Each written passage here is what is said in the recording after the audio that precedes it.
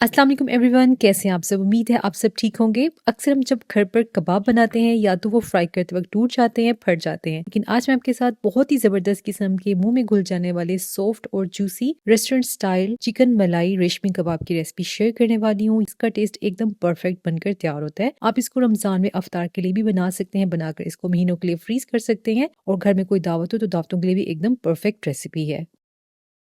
तो जी चिकन रेशमी कबाब बनाने के लिए यहाँ पर मैंने 500 ग्राम बोनलेस चिकन ले लिया है और इसको मैंने अच्छे से वॉश करके ड्राई कर लिया है और साथ ही यहाँ पर एक चॉपर मशीन ले ली है। इसके अंदर हमने चिकन डाल देना है और अब हम इसके अंदर यहाँ पर ऐड कर देंगे 6 से 7 सब्ज़ मिर्चें ले ली हैं, 5 से 6 कलियाँ लहसुन की हैं और 2 टुकड़े ले लिए मैंने अदरक के। ये हमने इसके अंदर डाल देने हैं। कुछ स्पाइसेस ऐड करेंगे तो 1 टीस्पून इसके अंदर हम नमक ऐड कर देंगे। 1 टीस्पून इसके अंदर हम सफेद मिर्च का पाउडर ऐड कर देंगे। अगर सफेद मिर्च पाउडर ना हो तो आप काली मिर्च का पाउडर भी ऐड कर सकते हैं। 1 टीस्पून इसके अंदर हम धनिया पाउडर ऐड कर देंगे। 1 टीस्पून जीरा पाउडर डालेंगे। हाफ टीस्पून इसके अंदर हम गरम मसाला पाउडर डाल देंगे और 2 टेबलस्पून इसके अंदर हम घी ऐड कर देंगे, जिससे ये बहुत जबरदस्त हमारे कबाब बनकर तैयार होंगे। यहाँ पर मैं देसी घी ऐड कर रही हूँ, आप यहाँ पर सिंपल घी भी ऐड कर सकते हैं या बटर भी ऐड कर सकते हैं। और अब हम इसे ग्राइंड करेंगे। इसके साथ ही वीडियो आपको जरा सी भी अच्छी लग करे तो वीडियो को लाइक और चैनल को सब्सक्राइब भी जरूर कर दिया करें।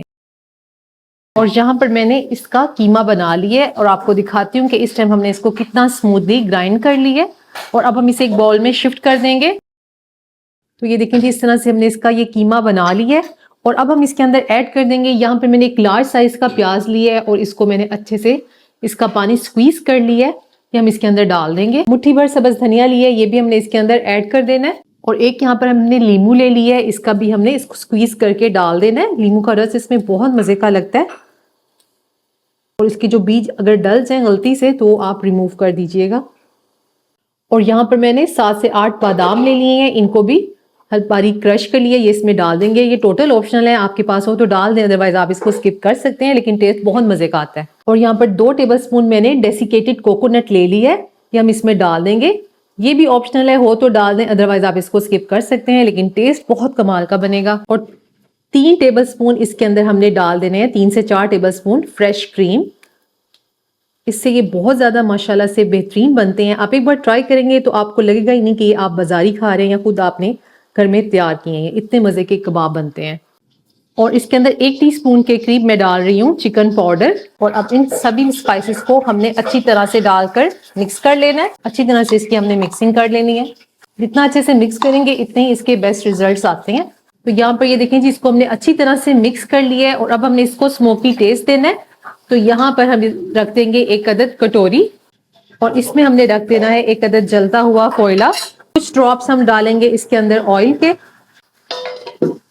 और इसको हमने 2 से 3 मिनट के लिए कवर करके रेस्ट देना है। तो जी 2 से 3 मिनट के बाद इसको हम निकाल लेंगे और अब हम कबाब्स को शेप देंगे। यहाँ पर हमने हाथों को ऑयल के जरिए अच्छी तरह से ग्रीस कर लेना है, ठीक है।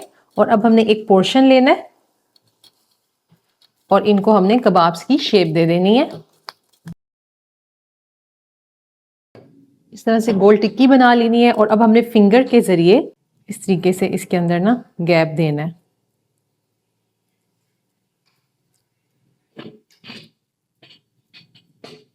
ये देखें इस तरह से ना हमने फिंगर के जरिए इसको शेप दे देनी है और साइड से भी हल्का सा इसको राउंड कर लेना है ताकि बिल्कुल इक्वल साइज की हमारी ये कबाब बनकर तैयार हो जाए, ठीक है। इस तरीके से हम इनको शेप देते जाएंगे। ये देखें ये लाइंस आप देख रहे हैं, ऐसे ही हमने इसको शेप देनी है। तो इस तरीके से हमने इन कबाब्स को शेप देते जाना है और इनको बना बनाकर हम प्लेट में रखते जाएंगे। तो ये देखें जी, इस तरह से हमने इन कबाब्स को शेप देते जाना है और इनको बना बनाकर प्लेट में रखते जाएंगे। तो जी इस तरह से ये देखें हमने बनाकर तैयार कर रखी हैं। आप इस टाइम पर इनको बनाकर इजीली 3 माह तक के लिए फ्रीजर में स्टोर कर सकते हैं। आगे रमजान आने वाला है तो रमजान के लिए ये बेस्ट ऑप्शन है। और यहाँ पर मैंने एक पैन ले लिया है और अब हमने इनको फ्राई करना है। इसके अंदर हमने थोड़ा सा कुकिंग ऑयल डालना है। इसको फ्राई करने के लिए बहुत ज्यादा ऑयल की जरूरत नहीं होती है।